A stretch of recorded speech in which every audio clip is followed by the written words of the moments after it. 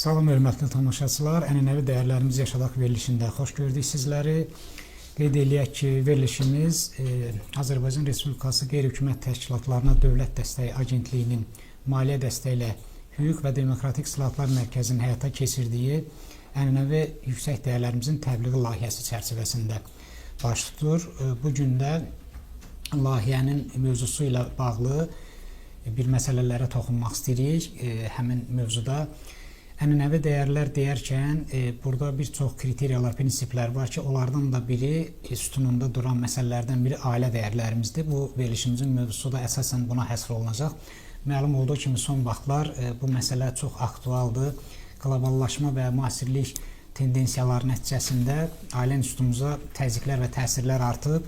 Bunun səbəbləri, çıxış yolları, həlli yollarla bağlı müzakirə aparacağıq. Ona görə də bugün verilişimizə Azərbaycan Respublikası Milli Məclisinin deputatı Ceyhun Məmmədovu dəvət eləmişik. Ceyhun müəllim, xoş gəlmişsiniz. Ceyhun müəllim dəyərli deputatlarımızdandır. Bu mövzularda da tez-tez fikirlərini bildirir, müəyyən çıxışlar eləyir. Ona görə istəyərdik ki, bugün həmin mövzuda onun fikirlərini tamaşaçılarımıza çatdıraq. Ceyhun müəllim, qeyd elədik ki, bax, bu dünyada gedən son tendensiyalar, bu qloballaşma, inteqrasiya prosesləri həmişə milli mədəniyyətlərə təsir göstərir. Multikultural dəyərlərə təsir göstərir, mənəvi dəyərlərə təsir göstərir. O cümlədən Azərbaycana da bu aiddir. Bizdə də son vaxtlar bu sahədə müəyyən problemlər var. Məsələn, boşanmaların artması, ailə münaqişələrinin baş verməsi müşahidə olunur. Bununla bağlı çıxış yolları axtarılır, maarifləndirmə tədbirləri aparılır, dövlət tərəfindən müəyyən layihələr həyata keçirilir. Eyni zamanda media və ictimai təşkilatlar da bu sahədə çalışırlar. Amma biz istəyərdik ki, bir ölkənin qanunverici orqanı tərəfindən bir baxış verək ki, bir deputat olaraq, bir xalqın seçilmiş nümayəndəsi olaraq siz bugün bizim milli mənəvi dəyərlərimizə, xüsusən də bunun içində ailə institutumuza hansı mümkün təsirləri görürsünüz və səbəblərini nədə görürsünüz? Belə, əslində toxunduğunuz məsələ çox aktual bir məsələdir və cəmiyyətdə gedən proseslər, xüsusilə də dəyərlərin transformasiyası, nigahların sayının artması, qohum nigahları, erkən nigahlar və bütövlükdə ictimai münasibətlərə təsir göstərən son proseslər həqiqətən narahat edicidir. Öncə onu qeyd edək ki, bu proses dünyada gedir. Təəssüflə qeyd etmək lazımdır ki, əslində zamanla belə bir fikir var idi ki, dünya inkişaf edəcək, o dərəcədə intellektual baxımdan inkişaf edəcək ki, artıq dinlərə ehtiyac olmayacaq. Amma təəssüf ki, bizim gördüyümüz odur ki, bu qədər inkişafla, elmlə, texnologiya ilə biz hazırki dövrdə dünyamızda mənəvi çöküşü görürük. Yəni, bu mənəvi çöküş yaşanır. Yəni, bugün, misal üçün, daha dəqiq desək, LGBT-nin davamlı olaraq dünyada təbliği, bütün istiqamətlərdə buna yönəlmiş addımlar, cəhdlər, artıq getdikcə nigahların sürətli bir formada boşanma faizinin artması həqiqətən də narahat edicidir. Burada bizim ölkə üçün bizi düşündürən çox mühüm məsələlər var. Yəni, Azərbaycan cəmiyyəti və bizdə bütövlükdə cəmiyyət dəyərlər üzərində qurulub. Yəni, Qərbdə bu məsələ biraz fərqlidir. Orada sistem var və o sistem əsasında proses gedir. Bizdə isə bizim cəmiyyətimizi ayaqda saxlayan bizim dəyərlərimizdir. Belə deyə bilərik ki, dəyərlər bizim kökümüzdür. Dəyərlər bizi güclü edən əsas amillərdir.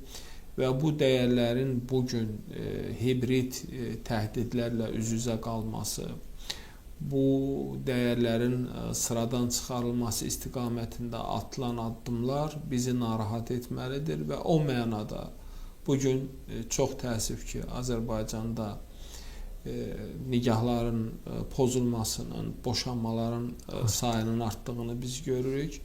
Yəni, 1/3 təxminən bir rəqəm deyilir. Əgər bu templə gedərsə, faiz daha da yüksələcək. Mən bir dəfə bununla bağlı parlamentdə bir çıxış eləmişdim və mənə müxtəlif ölkələrdən rəqəmlər gətirmişdi ki, filan ölkədə 50%-dir, 60%dir. Mən qeyd etdim. Yəni bizim cəmiyyət mühafizəkar cəmiyyətdir, ənənəvi cəmiyyətdir və bizi ayaqda saxlayan dəyərlərdir.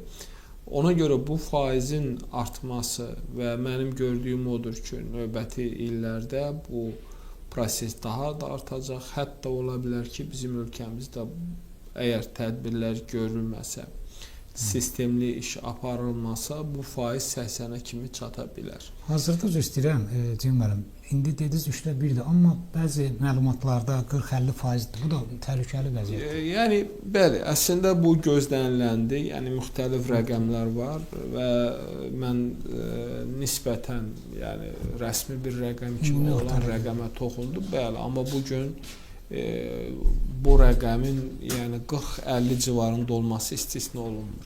Yəni proses o qədər sürətli bir formada gedir və o qədər sürətli bir formada cərəyan edir ki, bu rəqəmlər tez-tez dəyişir. Və burada nə baş verir? Mən bunu bir neçə dəfə demişəm. Baxın, yəni insanlar ailəyə, nigaha daxil olmağı bir bazardan əşya almış kimi baxırlar.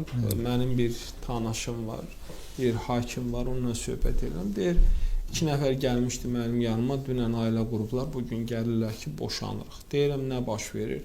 Deyir, biz qərara gəldik ki, yola gedə bilmirik.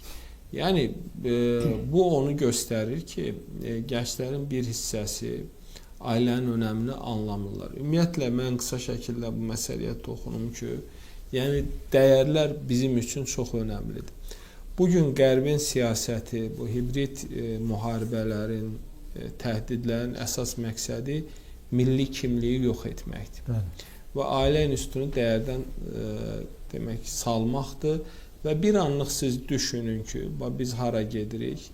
Getdikcə ailə daxili münaqişələr artır. Məsələn, necə övlad atanı, ananı qətlə yetirə bilər?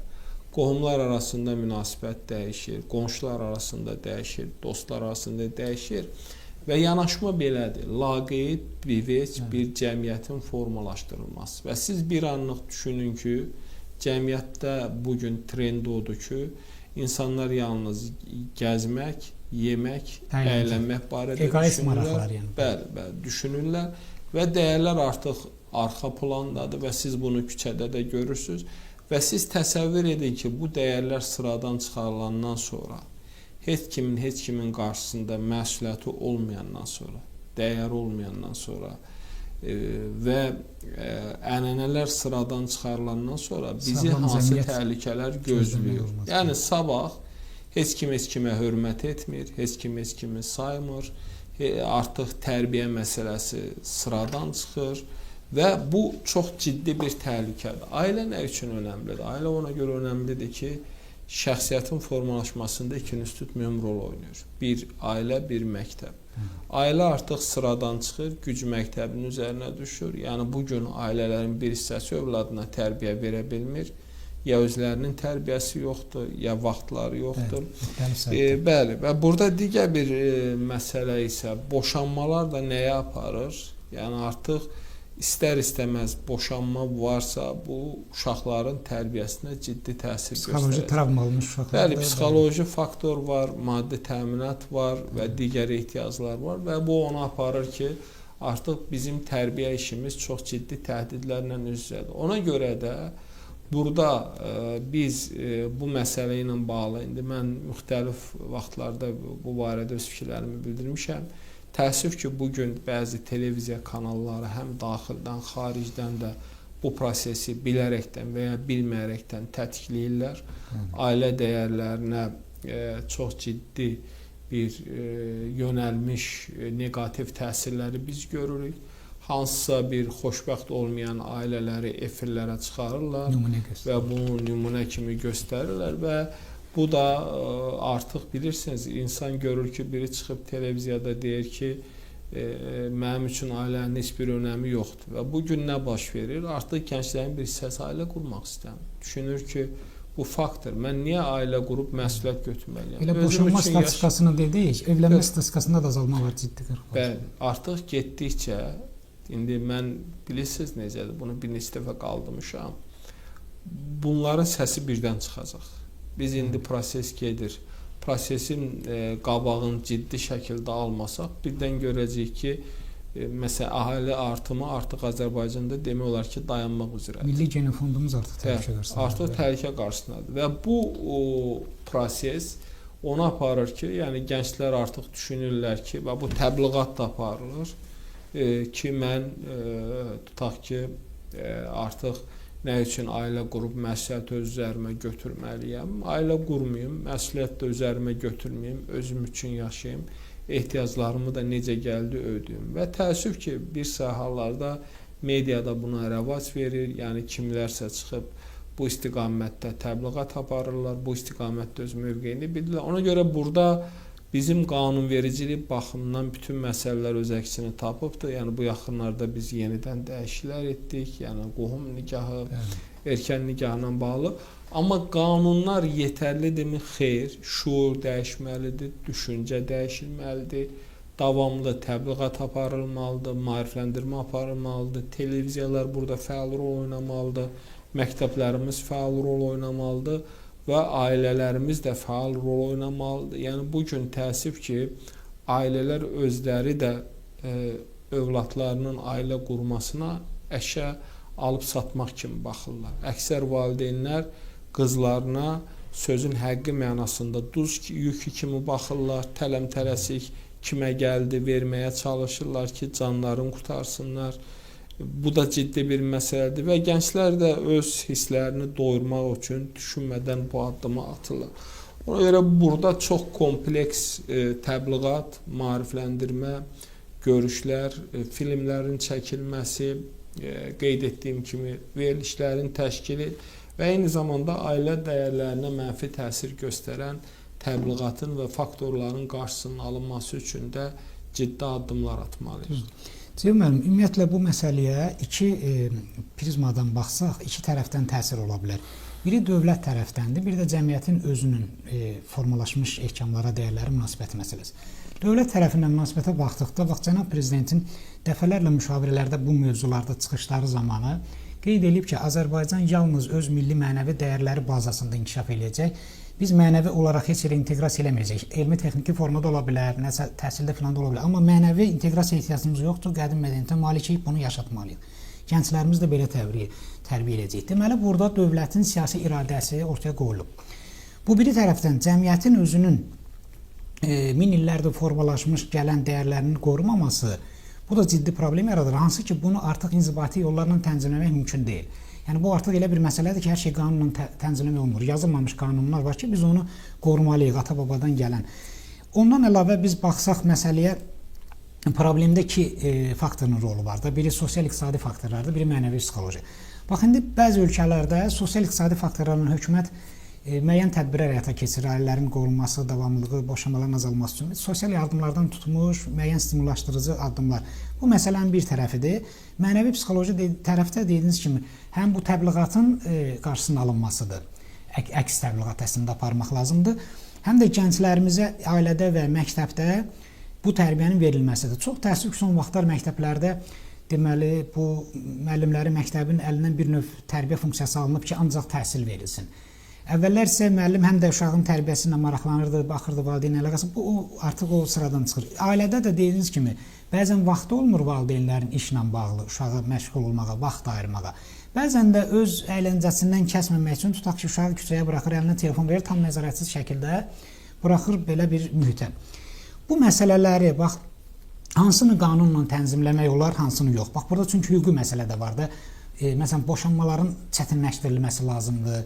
Tutaq ki, əsassız boşanmalarda hər iki tərəfin qınanması, tutaq ki, hətta bəzi təkliflər var ki, tam əsassız boşanma zamanı ciddi səbəb olmadan aliment verilir, heç bir tərəfə verilməsin. Siz təsəvvür edin, dövlətin burada sosial yükü də artır. Kütləvi boşanma baş verəndə aliment almaq üçün dövlət hər kəsi məcbur elə bilmir. Tutaq ki, işsizlər var da, onda dövlət ödəməli olur. İndi aliment fondu yaradılır, ora nə qədər yığılacaq bilinmir. Axı işləməyənlərin əvəzinə dövlət verməyə məcbur olacaq. Deməli, dövlət burada boşanmaları hüquqi cəhətdən çətinləşdirməlidir. Mən elə hesab edirəm ki, Avropa Şurasının, beynəlxalq təşkilatların müəyyən tövsiyələrindən biz biraz qanunvericiliyimizdə, hüquqda bir balaca bunu asanlaşdırmışıq. Düzdür, son vaxtlar mediasiyada falan da bir qədər çalışırlar ki, Yəni tez boşamamaq, bu araşdırmaq, əsaslandırmaq lazımdır ki, ailələrin dağılması baş verməsin. Yəni dövlət nələr edə bilər? Bura nə daxildir? Sosial-iqtisadi dəstəklər və hüquqi tərəfdən. Cəmiyyət nə edə bilər ki, bunun qarşısını alaq?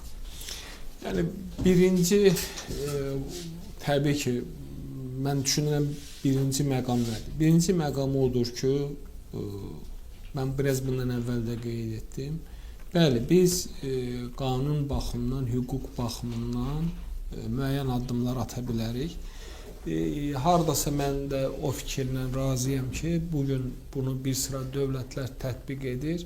Biz boşanmaların çətinləşdirilməsi istiqamətində hansısa mexanizmlər barədə düşünməliyik. Yəni bugün bir sıra ölkələrdə, müsəlman ölkələrində və qərb ölkələrində belə bir addımlar atılır ki, insanlar əsas bir şəkildə boşanmasınlar.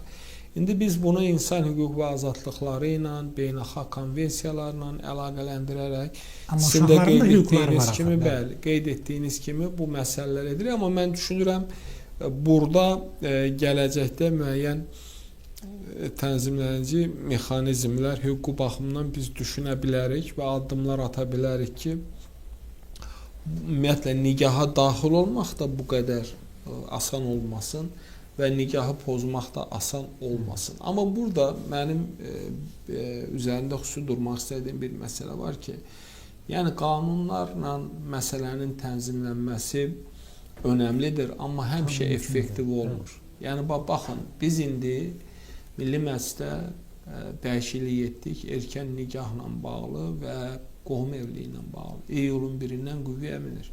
İnsanlar sürətli bir formada kütləvi şəkildə çalışırlar ki, tez bir zamanda öz qohumları ilə ailə qursunlar və ya erkən nigaha doğru addım atsınlar. Ona görə burada şuur dəyişməlidir, düşüncə dəyişməlidir və burada da yəni əslində sizin qeyd etdiyiniz kimi dəfələrlə cənab prezident bu məsələni vurğulayıb. Ulu öndərdə o vaxt deyildi və cənab prezident Bakı Dövlət Universitetinin 100 illiyi münasibəti ilə keçirilən tədbirdə bu məsələyə çox dəqiq və geniş toxundu. Yəni inteqrasiya nədir? Biz nəyə inteqrasiya etməliyik? Niyə biz Avropanın hansısa xoşagəlməz cəhətlərini və götürüb özümüzdə tətbiq etməliyik? Burada mən düşünürəm ki, yəni cəmiyyətdə nələrə biz etməliyik? Yəni ailələr birinci növbədə, yəni övladlarının tərbiyəsinə, ailə dəyərlərinin qorunmasına, ailə mədəniyyətinin saxlanılmasına çox ciddi bir formada çalışmalıdırlar. Yəni bugün bizim ən böyük problemimiz ünsiyyətsizlik problemidir. Hamı evdə, telefonda, kompüterdə, televizorda və ya valideynlər evə gec gəlirlər, gələndə də sosial mediada. Demək olar ki, övladlarımızı bugün biz tərbiyə etmirik. Bugün övladlarımızı sosial media, küçə tərbiyə edir. Ona görə övladlarımıza biz çox ciddi bir vaxt ayırmalıyıq. Yəni onlarla davamlı olaraq əlaqədə, ünsiyyətdə kontakt olmayalıyıq. Onlara bu dəyərləri aşılamalıyıq. Çünki bu dəyərləri aşılaya biləcək institut 1-2 dənədir. Və burada siz qeyd etdiniz, bəzən cəmiyyətdə də müzakirə olunur. Mən də bu fikirlə qəti şəkildə razı deyiləm ki, məktəbin işi yalnız təhsil verməkdir. Xeyr, məktəbin işi tərbiyə verməkdir həm də. Baxın, burada məsələ nədir? Bugün ailə tərbiyəni verə bilməyəndə yük düşür məktəbin üzərinə və məktəb bu funksiyanı yerinə yetirməlidir. Məktəb də bu funksiyanı yerinə yetirməyəndə, gələcəkdə cinayətkar şəxs böyüyəndə, fərd böyüyəndə bu ən birinci təhlükəni dövlət üçün yaradacaq və bundan dövlət əziyyət çəkəcək və məktəb də dövlətin olduğuna görə dövlət özü bu məsələdə fəal olmalıdır və bu məsələdə qeyd etdiyimiz formada fəaliyyətini tənzimləməlidir. Yəni əks halda bizim üçün çox çətin olacaq. Ona görə də burada müxtəlif formada biz rıçaqlardan istifadə etməliyik, həm qanun baxımından, həm hüquq baxımından və eyni zamanda yəni məsuliyyət baxımından. Məsələn, mən düşünürəm ki, əgər ciddi bir səbəb yoxdursa, aliment niyə verilməlidir? Mən sizə deyim ki, bugün bəzi insanlar ailə qururlar ki, sırf aliment almaq üçün. Bəli, faktlar. Bu da bir faktdır. Ona görə bunun da yəni bir tənzimlənməsinə, bu istiqamətdə də bir addımın atılmasına ehtiyac var ki, kim necə gəldi bunu etməsin, kim necə gəldi bu işləri görməsin və dediyimiz kimi biz bu ailə dəyərlərini qoruya bilək. Yoxsa bizi qarşıda çox çətin günlər gözləyir. Sanki bugün boşanma həm də bir dəbə çevrilir və bu dəbin daha geniş vüsət almaması, trendə çevrilməməsi üçün biz çox çalışmalıyıq. Ceyhun müəllim, bax, əsas tərəflərdən biri də qeyd elədiniz, bu mənəvi təbliğatın çox böyük təsiri var. Çünki dünya elmi də dəfələrlə sübut edib ki, insan psixologiyasına, subliminal mesajlardan tutmuş, aparılan təbliğatlar, nümunələr psixikanı formalaşdırır uşaqlarda, gənclərdə. Ona görə də cəmiyyətlərdə kütləvi informasiya vasitələri həmişə bir növ silah sayılır. Yəni bu silah yaxşı mənada da ola bilər. Yaxşı silah ola bilər. Yəni cəmiyyəti maarifləndirici, məlumatlandırıcı. Eyni zamanda bəzi qüvvələr bundan başqa məqsədlər üçün, pis məqsədlər üçün istifadə edə bilərlər. Yaxşı, biz başa düşürük. Bazar iqtisadiyyatıdır, kommersiya televiziyaları var, bunlar pul qazanmalıdır filan. Amma müəyyən bunların sosial mənəvi öhdəlikləri də var da, sosial məsuliyyətləri də var. Ola bilməzmi ki, biz bu özəl kanallara, digər media resurslarına, digər təbliğat vasitələrinə müəyyən standartlar qoyaq ki, siz hər hansı bir formada şou veriliş də edə bilərsiniz, serial da çəkə bilərsiniz, amma müəyyən çərçivələr var ki, milli dəyərləri orada əleyhinə təbliğat aparmamaq. Və bəzi ölkələrdə buna qarşı ciddi cəzalar verilir. Televiziyalar bir aylıq, bir həftəlik, bir neçə günlük yayımı dayandırılır, cərimə olunur filan. Bizdə var, indi audiovizual şura falan, əvvəl Milli Televizyon Şurası var idi, hərdən birdən 1-2 yüngül tədbir görmüşdü, amma çox az və cüzi, təsir göstərmirdi. Bəlkə də o qanuni o qədər hüquq əsas tapa bilmirlər, yoxdur hər sözə, orada dəqiqləşdirmələr lazımdır da, nələr olar, nələr olmaz. Ola bilməzmi ki, bu qanunu genişləndirib, bütün detalları ilə hazırlanıb bir layihə formasında Milli Məclisə qoyula, müzakirə oluna qəbul olunma ki, bizim mediamız, televiziyalarımız, saytlarımız, qəzetlərimiz bu təbliğatlara aparanda milli mənəvi dəyərlərə toxunmasın, sarsıtmağa çalışmasın və müasirlik adı altında təbliğat aparılanda da bizə xaricdən ancaq elmi, texnoloji, hüquqi məsələləri əxz eləməyə çalışsınlar, nəinki başqa dəyərləri gətirib bura çıxartmaq. Bunu nə formada bir tənzimləmək mümkündür? Yəni, birinci onu təsvirə qeyd etməliyik ki, əslində bugün media çox güclü bir silahdır. Və bu silahdan biz tərbiyə işində də çox yaxşı istifadə edə bilərik. Və bu istiqamətdə müxtəlif mesajlar, verilişlər vasitəsilə biz bu addımları ata bilərik. Hüquq baxımından, qanun baxımından, yəni bugün kifayət qədər bizim qanunlarımız var. Audiovizual şuranın da mən hesab edirəm, əlində kifayət qədər imkanlar var və rıçarklar var. Yəni, hüquqi qanuni baxımdan burada kifayət qədər imkanlar var. Mən sadəcə düşünürəm ki, bizim televiziyalar özlərinin siyasətlərini dəyişməlidirlər. Mən parlamentdə bununla bağlı bir dəfə də çıxış eləmişdim. Adətən televiziyalar əsaslandırırlar ki, buna biz maliyyə ehtiyacımıza görə gedirik. Mən hətta təklif eləmişdim ki, gəlin, televiziyalara müəyyən bir vəsait ayıraq. Bu dövlət üçün çox da böyük bir vəsait olmayacaq. Qoy onlar həmin verilişlərdən reklam əldə etməsinlər. Onlar dövlətdən aldıqları dəstəklə bu işi görsünlər. Digər bir məsələ isə mən düşünürəm ki, yəni bugün yaxşı verilişə baxan yoxdur, ideyası yanlışdır. Mən əminəm ki, siz yaxşı bir elmi veriliş qoysanız, maraqlı bir veriliş qoysanız, insanlar ona baxacaq və ona reklam da verəcək. Sadəcə intellektual yarışlara necə çox adam baxırdı, milyonçu kimi verilişlərə. Deməli baxırıq. Biz sadəcə asan yola qaçırıq, hansısa müğənnini çağıraq oraq, onun həyatını təqdim edək. Hesab edirəm ki, bunu dəyişməliyik biz.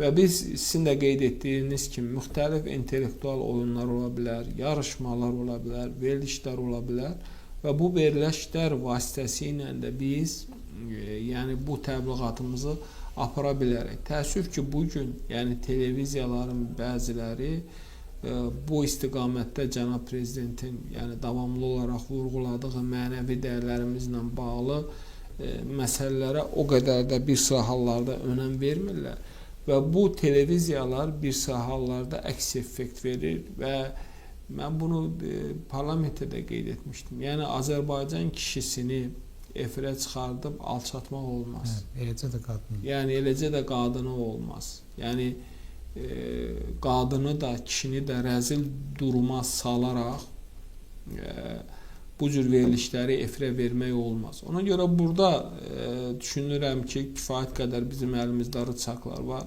və yeri gəldikdə də, yəni şura bu məsələlərə, yəni öz müdaxiləsini, mövqeyini bildirir, edir. Düşünürəm ki, kanallarımız da bu məsələlərdə daha diqqətli olmalıdırlar və bu təbliğatlarında, fəaliyyətlərində bu kimi məqamlara daha həssas yanaşmalıdırlar. Çünki sabah biri gün bu məsələnin ağrı acısını hamımız və bütün cəmiyyətimiz çəkəcək. Ona görə biz diqqətli olmalıyıq. Deməli bir maraqlı məqam var. Həmişə bu məsələn boşanmaların səbəbləri müzakirə olunanda mən də müəyyən yerlərdə mübahisələr, müzakirələrdə iştirak edirəm. Oponentlər həmişə qeyd edir ki, burada ancaq sosial səbəblərdir, yəni maddi, yoxsulluq filan. Mən bununla razılaşmıram. Təbii ki, yəqin ki, siz razılaşmırsınız. Niyə? Baxın, gəlin bir üç argumentə baxaq. Mən bunu tez-tez deyirəm. Öz tariximizdən baxaq daha ağır vəziyyətdə olduğumuz dövrlərə. Məsələn, 2-ci Dünya müharibəsi və Vətən müharibəsi dövrlərində üzr istəyirəm, insanlar azından jımıq yeyirdi də, bu qədər boşanma olmurdu. 90-cı illərin əvvəlləri xaos dövrü idi, işsizlik, yoxsulluq bu qədər olmurdu. Nə zaman ki maddi vəziyyət biraz yaxşılaşdı, demə onda artdı. İndi baxaq dünya təcrübəsinə. Mən statistikaları araşdırıram tez-tez. İstisnasız olaraq ilk 20-likdə yalnız yüksək zəngin inkişaf eləmiş ölkələrdir boşanmada. Məhz yoxsul ölkələr axırıncı yerdədir. Bu deməkdir ki, maddi səbəblərin rolu yoxdur. Mənəvi degradasiyanın, mənəvi boşluğun rolu var. Eyni zamanda, baxın, vəkillərlə də siz də söhbət edirsiniz, hakimlərlə mən də eləmişəm. Deyirlər ki, inanın ki, 90% boşanma hallarında səbəb yoxsulluq, kasıbçılıq deyil. Sadəcə mənəvi problemdir. Egoizmdir, özünü başqasından üstün tutmaqdır, qarşıdakını saymamaqdır, tabi olmamaqdır, xəyanət faktıdır, digər mənəvidir bunların hamısı da. Yəni deyir ki, baxırıq ki, ailənin normal vəziyyəti var, evi, iş, hər şey. Yaxşı, bu sosial maddi səbəb əsas deyil, mənəvi səbəb əsasdırsa, biz gənclərə necə izah eləyək ki, ailə quranda maddi məsələlər üzərindən qurmayın da, mənəvi məsələlər üzərindən qurmayın. Tutaq ki, kiminsə vəzifəsinə, puluna, figurasına, gözəlliyinə aldanıb ailə qurmayın. Vicdanına, insanlığına, mənəvi tərəflərinə baxın. İndi təcrübə də göstərir ki, boşanmaların çoxsu maddi maraq üzərində qurulan ailələrdir. Bax, bu təbliğatı necə aparmaq olar ki, gənclərimiz başa düşsün ki, ailə nə əsasla qurulmalıdır? Yəni, birinci, bəli, əldə bir güclü bəhanə var. Yəni, bəziləri bunu sırf iqtisadi amillərlə əlaqələndirirlər. Mən də düşünürəm ki, bunun rolu o qədər də yoxdur. Baxın, mən bunu həmişə deyirəm. Sovet dövründə insanlar ucqarlardan gəlirdilər Bakıya, aylarla ev növbəsində olurdular. Çətin şəraitdə yaşayırdılar. Bəli, çətin şərait. Bəzən dolana da bilmirdilər. Onlar niyə boşanmırdılar? Çünki onlar ailə dəyərlərinə önəm verirdilər. Ona görə yəni bunu sırf iqtisadi amillə bağlamaq mən hesab edirəm daha çox o dövləti ittiham etmək istəyənlərin əlində bir bəhanədir. Ona görə də bunu sırf iqtisadi amillə bağlamaq yanlışdır. İkinci, digər bir tərəfin bəhanəsi isə gənclərin biz yola gedə bilmirik. Yəni bu yola getmək məsələsi deyil. Bu egoizmdir, bu təkəbbürdür, bu mənəvi səbəbdir. Artıq yəni bunun iqtisadiyyatla əlaqəsi yoxdur. Və burada məsələ nədir? Bilirsiniz, mən bunu bir neçə də demişəm. Yəni təəssüf ki, bizim cəmiyyətdə bu davamlı təbliğ olunur ki, xoşbəxt olmaq üçün çoxlu pulun olmalıdır. Məhsuldur məsələ. Amma mənim gördüyüm pulu olan insanların çox xoşbəxt deyil. Yəni pulu çox olmaq, pul yaxşı şeydir, hamımız pul istəyirik, hamının pula ehtiyacı var. Amma xoşbəxt olmaq üçün yalnız pul önəmli deyil. Və burada məsələ nədir? Yəni gənclərin bir hissəsi düşünmədən, ölçmədən, biçmədən, çox üzr istəyirəm, bəzi o şəhvani hisslərini doyurmaq üçün və ya sizin dediyiniz kimi imkanlar məsələsi və s. Ona görə də burada bir dinin də yanaşması var. Yəni hətta o hədislərdə də keçir ki, yəni insanlar ailəni quranda ya pula görə, ya gözəlliyə görə, ya nəsil nəcabətə görə, ya da əxlaqa görə ailə qururlar. Yəni siz yaxşı olar ki, əxlaqa görə ailə qurasınız. Təbii ki, bu dördü də olsa lap yaxşı. Amma birinci odur. Mənəviyyat yoxsa, əxlaq yoxdursa, bu özünü ilk gündən göstərəcək. Yəni çünki boşanmalarda məsələ nədir? Yəni ailə qaydalarına, dəyərlərinə, prinsiplərinə əməl olunmur. Egoistlik, təkəbbür, bir-birinə hörmətin etməməsi, tutaq ki, ailə qururlar tələm-tələsik, sizin qeyd etdiyiniz kimi çox təəssüf ki, bugün həm qızlar, həm oğlanlar ancaq imkanlı insanlar axtarırlar. Ki, imkanlı olsun, oğlan fikirləşir, imkanlı olsun, məni saxlasın, qız da fikirləşir, oğlanın maşını olsun, ayrı evi olsun, pulu olsun, bütün bunu gəzdirsin. Və təəssüf ki, bizim cəmiyyətdə həyat belə təbliğ olunur ki, bu həyat yalnız yeməkdən, əylənməkdən, gəzməkdən ibarət. Ancaq o təbii. Ona görə baxın, restoranların heç birində yer yoxdur.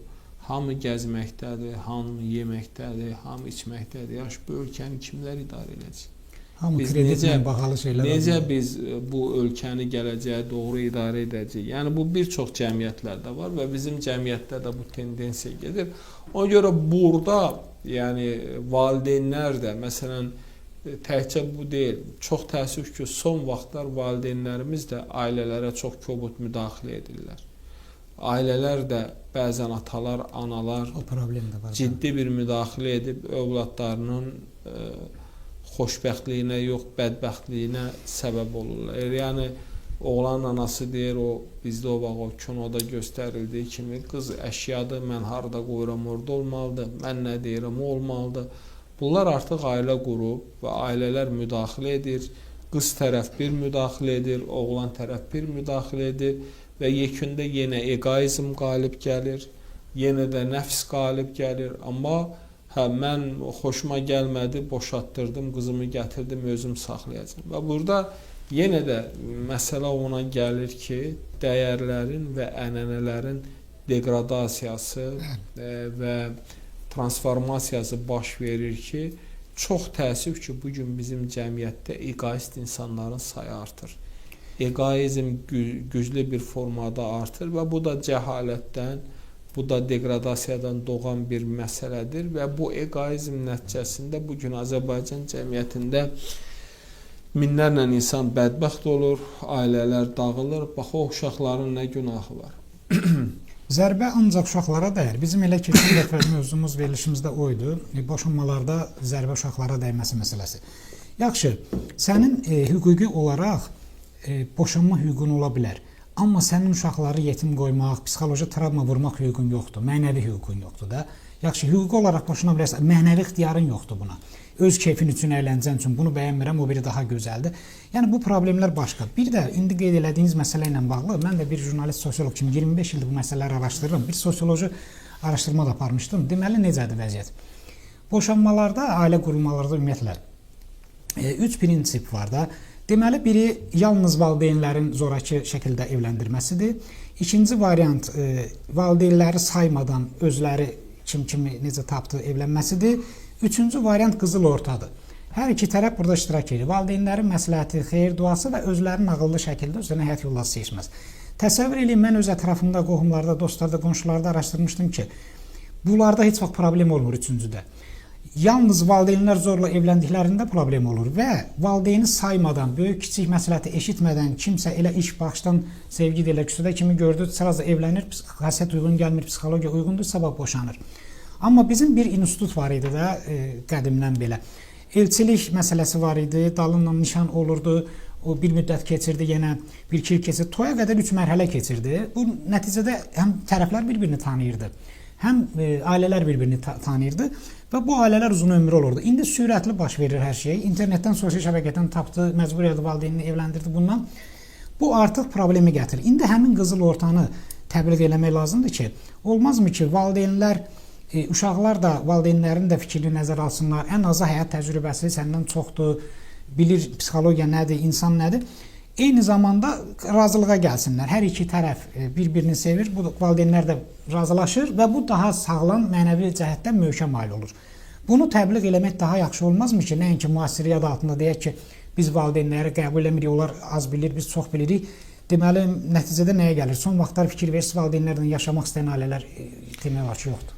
Ya, birinci sizin dediyiniz yəni məsələ ilə bağlı baxın. Uşaq gedir məktəbə. Görür ki, bir uşağın atası da gəlir, anası da gəlir. Amma bu uşağın atası yoxdur. Bu uşağın günahı nədir?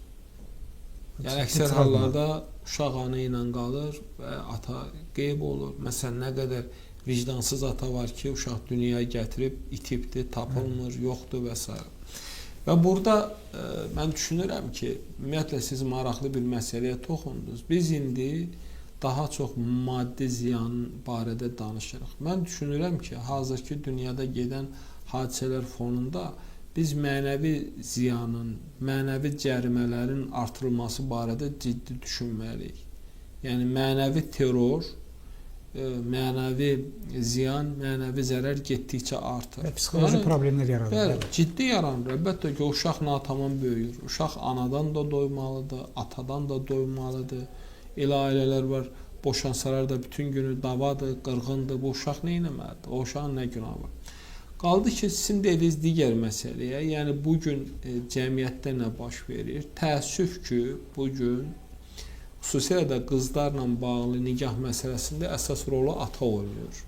Və bizim cəmiyyətdə mühafizəkar cəmiyyət olduğuna görə, xüsusən bölgələrdə qızlar məcburi şəkildə ailə qururlar.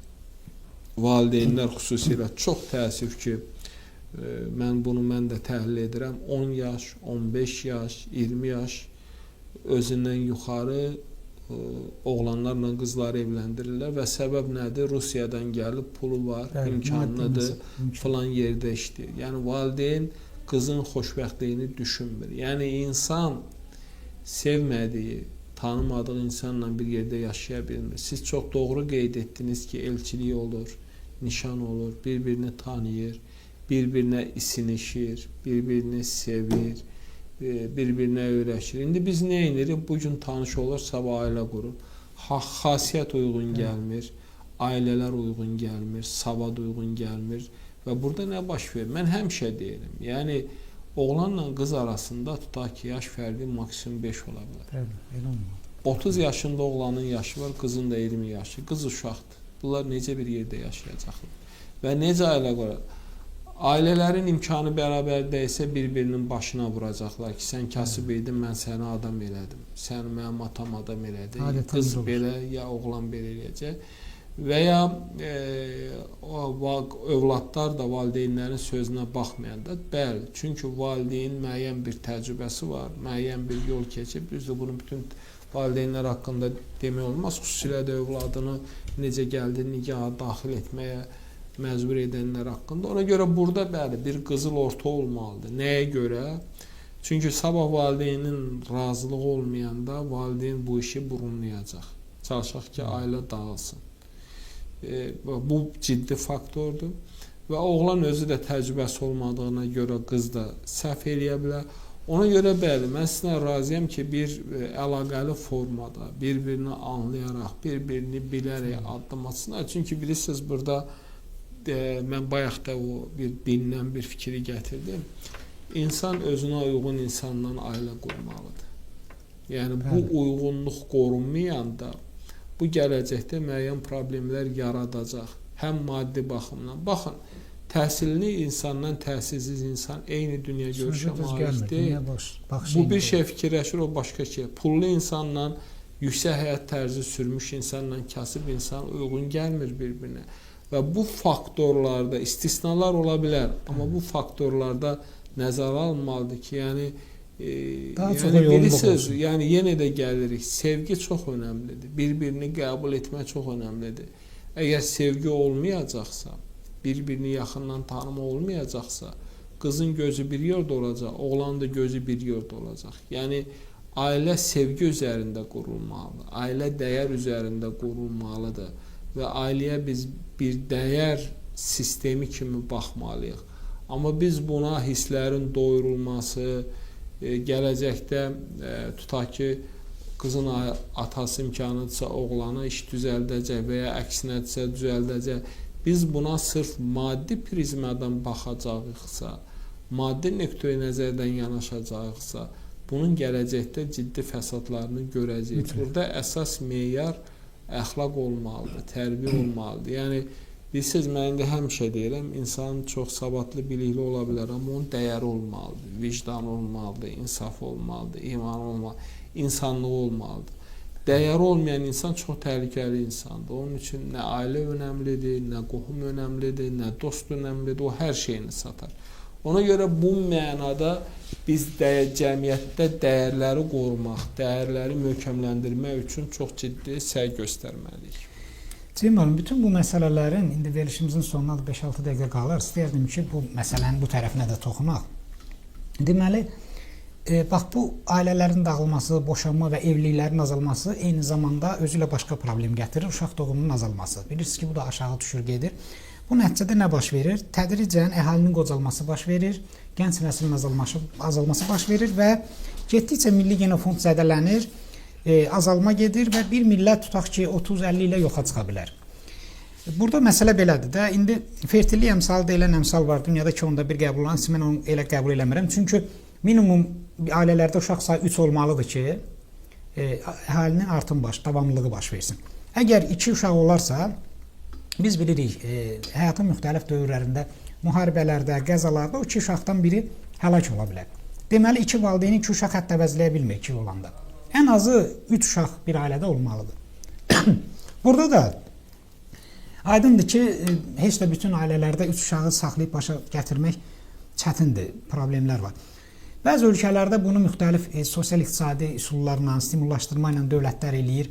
Məsəl üçün, bəzilərində uzun müddət dağılmayan ailələrə 20 il məsəl üçün dövlət yardım eləyir və yaxud uşaq pulu formasında eləyirlər və yaxud özünə məşğulluq proqramı çərçivəsində çox uşaqlı ailələrə biznes qurmasına, əlavə torpaq sahəsi verir, nəsə bir imkan yaradırlar, çox uşaqlığı dəstəkləyirlər.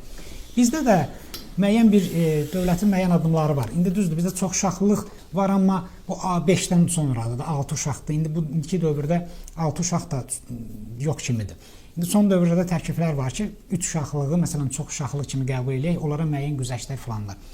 Yəni bu strateji milli təhlükəsizliyimiz üçün gələcəkdə əhalinin qocalmaması, cavan gənc nəslin normal qalması üçün hansı sosial-iqtisadi rıçaqlarla, dəstəklərlə, müəyyən güzəştlərlə hökumət çoxuşaqlığı təbliğ edə bilər? Sizin dediyiniz faktorların böyük rolu var. Yəni bu məsələlər hazırda bizdə geniş müzakirə olunur. Xüsusilə də bilirsiniz ki, biz bunu bir neçə dəfə də qaldırmışıq. Yəni müzakirələr olubdur. Yəni ən çox uşaq pulu ilə bağlı cəmiyyətdə müəyyən müzakirələr gedir. İndi bu məsələlər, yardımlar, müavinətlər dövlət qurumları tərəfindən araşdırılır, baxılır. Ola bilsin ki, hansısa yəni güzəştlər, yəni çox uşaqlı ailələrə dəstək üçün müəyyən addımlar atılsın. Amma mən yenə də ona gəlirəm ki, iqtisadi amilin rolu var. Amma bu iqtisadi amil yalnız o deyil. Yəni təhlükə ondadır ki, bax bizdə bugün demək olar ki, əhalinin artımı dayanmaq üzrədir. Gəlin bir statistika aparaq. Mən sizə bir reallığı deyim. Siz gedib araşdırma aparsanız, görəcəksiniz ki, kasıb ailələrin daha çox uşağı var. İmkanlı ailələrdə uşaq var. Bəli, onunla bağlı araşdırmam var mənim. Yəni bu əslində çox ciddi bir siqnaldır. Yəni kasıb ailələr kasıb olmağına baxmayaraq daha çox övlad dünyaya gətirir. Əsas azalma varlı insanlarda. Demək burada iqtisadi amilin rolu varsa da qabarıq deyil. Yəni burada artıq məsələ nəyə gedir? Mən biraz bundan əvvəl sizə dedim. Yəni artıq bu trend ki var, bu təbliğat ki var, bu dünyada gedən proseslər var ki, özü üçün yaşayan laqeyd, bivec insanların sayı artır. Açıq şəkildə deyirlər ki, biz həyatımızı özümüz uşağa niyə sərf edirik, öz əyləncəmizə sərf edirik. Və burada tendensiya budur ki, artıq heç kimin əziyyətini çəkmək istəmir və artıq belə düşünürlər ki, yəni açıq aydın son vaxtlar, məsələn, bir trend gedir ki, mən niyə gedib tutaq ki, ailə qurum, vaxtında evə gəlim, uşaq böyüdüm, tərbiyə edim, özümü məhrum edim. Çünki ailə həm güzəştdir, həm məhrumiyyətdir və s. Ona görə burada yenə də biz nə qədər iqtisadi amillərlə əlaqələndirməyə çalışsa da, mənəvi amil çox qabarıqdır. Yəni biz ona görə də bax burada dinin də rolundan istifadə etməliyik. Dinlər də hamısı ailənin önəmini qabardırlar. Ailə dəyərlərinin vacibliyini irəli sürürlər. Ona görə burada mənəviyyat, mənəvi amil, yəni ailə nə üçün önəmlidir? Milli şuur, milli düşüncə, milli kimlik davamlı olaraq qabardılmalıdır ki, demək mən bugün Ermənistanda bir statistikaya baxdım, dəhşətdir. Ermənistanda ümumiyyətlə demək olar ki, rəqəmlərə baxanda ümumiyyətlə faciəvidir. Demək olar ki, artım ümumiyyətlə azalma gedir. Baxmayaraq ki, uşaq pulu da verirlər. Bəli, baxmayaraq ki, verirlər də və Ermənistanda. Ona görə də burada artıq yəni şuur, mənəviyyat, mənəvi təbliğ, yəni insanlar anlamalıdır. Baxın, bizə bugün nə təbliğ olunur? Yəni əslində bizim missiyamız nədir? Missiyamız dünyanı qurmaq, yaratmaq, yeni nəsil dünyaya gətirmək və s. Çünki bu missiyadır. Yəni bu həyat davam etməlidir və dövlətlər davam etməlidir. Amma bizə nə təbliğ olunur ki, artıq bunlar lazım deyil. Yəni siz ancaq yeməlisiniz. Girin sosial mediaya. Hamı xaricə gedib əylənmək, hamı yemək, gəzmək və s. Və ona görə də təbliğat bu istiqamətə getdiyinə görə İnsanlar daha çox o məsuliyyətsiz, laqeyd, bir kəsimin yetişdiyini görürük. Ona görə burada yenə də onu təbliğat olmalıdır ki, bax, bizim müstəqil dövlətimiz var, dünyada 3000-4000 xalq var, 200-ün dövlət var, bizim dövlətimiz var, biz qalib xalqıq, biz nəsil artırmalıyıq, güclü nəsil yetişdirməliyik, ailə ənənələri davam etməlidir. İndi getdikcə Azərbaycanda demək olar ki, 3 və 2 uşaqlı ailələr yoxa çıxır. Bəli, bir uşaqlı modelə keçir. Bir uşaqlı modelə keçir və bunu da mən yenə də gəlirəm ki, asan olması üçün, rahat olması üçün edirlər. Amma milli şuur formalaşsa ki, nə üçün bu bizə lazımdır? Ya sabah Allah uzaq eləsin, yenidən müharibə olsa bu ölkəni kim qoruyacaq? Bu ölkəni kim müdafiə edəcək? Və bu mənada, bu anlamda milli şuur, təbliğat, mənəviyyat və s.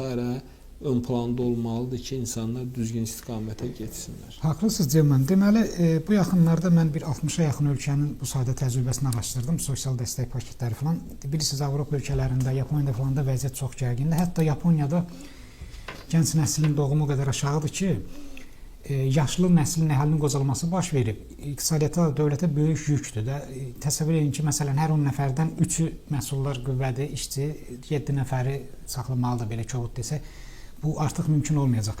Avropa ölkələrində də baxdım ki, dövlətlərin sosial paketləri yüksəkdir, uşaq pulu falan, müxtəlif güzəştlər, yardımlar var, amma ciddi təsir göstərməyib əhalinin artımına. Bir onda neçədir? Təsəvvürün fertilliyi əmsalı minimum 2.1 olmalıdır ki, əhali azalmasın. Bunlarda 1.2, 1.3, hətta o 2-yə minimuma da çatmır. Düzdür, müəyyən qədər o tədbirlərdən sonra 0,5% falan artır. Amma vəziyyətdən çıxartmır sosial paket. Deməli, paralel olaraq, paralel deyəndə siz deyən kimi daha çoxu mənəvi tərəf paya malikdir. Mən də elə hesab edirəm. Maksimum hesab edirəm, düzdür, lazımdır. Dövlətin ailələrə, çox uşaqlara falana müəyyən dəstəkləri lazımdır ki, o da bir stimullaşdırıcı addımdır. Amma yenə də burada hesab edirəm ki, 10-20% pay ola bilər. Ən azı 80% pay mənəvi tərəfdədir. Milli mənəvi dəyərlərimizi qorumaqdır. Sizin də bu sahədə həmişə yaxşı çıxışlarınız var, təklifləriniz var. Arzu eləyərdim ki, biz davamlı şəkildə bu məsələləri cəmiyyətə çatdıraq, media olaraq əlimizdən gələni eləyək. Milli Məclisdə də bu məsələlər müzakirə olunsun, lazımdırsa əlavə qanunlar qəbul olunsun, nəsə birgə çalışıb bu problemi aradan götürməliyik. Qeyd elədiyiniz kimi biz elə bir millətik ki, 1000 illərin möhtəşəm mədəniyyətinə malikik, möhtəşəm tarixinə, dəyərlər sisteminə malikik. Biz tamam fərqli bir dəyərlər mühitindəyik. Ona görə müasir dünyadan biz ancaq müəyyən texnoloji, elmi yanaşmaları götürə bilərik. Özümüzdə olan sağlam dəyərləri saxlamalıyıq. Bu verilişdə də siz bütün bu məqamları qeyd elədiniz, toxundunuz. Çox şadam ki, bizim belə millət vəkillərimiz, deputatlarımız var. Arzu edirəm ki, bu televiziyalarda sizin kimi şəxslərin tövsiyələrinə, çıxışlarına daha çox yer versinlər, nəinki milli dəyərlərimizə zidd gələn çıxışlara. Bugünkü verilişimizin təəssüf ki, vaxtı başa çatdı. Ümid edirəm ki, biz nə vaxtsa bir də təxminən bu mövzularda görüşəcəyik. Hörmətli tamaşaçılar, bugün ənənəvi dəyərlərimizi yaşadaq verilişində qonağımız Milli Məclisin deputatı Ceyhun Məmmədov idi. Biz öz təşəkkürümüzü bildirdik qonağımıza və Azərbaycan Respublikası Qeyri-Hökumət Təşkilatlarına Dövlət Dəstəyi Agentliyinə də təşəkkür edirik ki, bizim bu layihənin maliyyə dəstəyini verib. Hüquqi və Demokratik İslahatlar Mərkəzi belə bir layihəni hər il aparır. Bu ildə çalışırıq ki, bu kimi maarifləndirici verilişlərlə xalqımıza bir faydamız dəysin. Sağ olun, növbəti görüşlərdə görüşənədək.